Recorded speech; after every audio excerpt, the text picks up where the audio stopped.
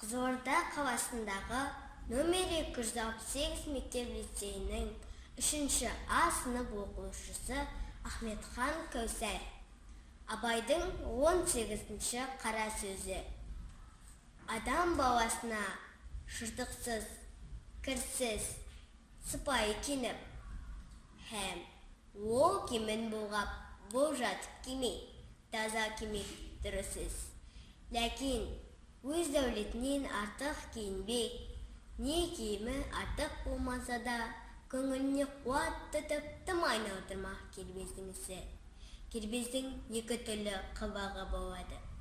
Бірі бет пішінін, мұртын, мүшесін, жүрісін, қас қабағын қолдан түзетіп, шынтағын көтеріп, қолын тарақтап әуре болмақ.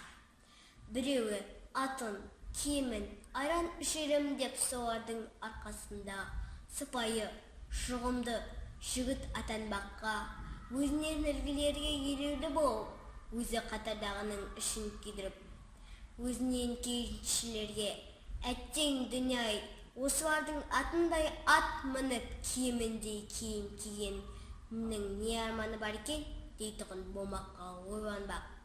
Мұның бәрі масқаралық, ақмақтық.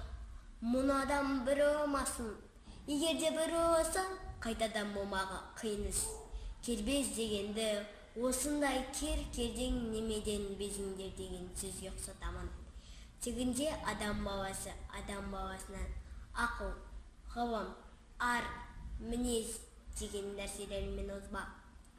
Мұнан басқа нәрселермен оздым ғой, демектің бәрі де ақмақтық.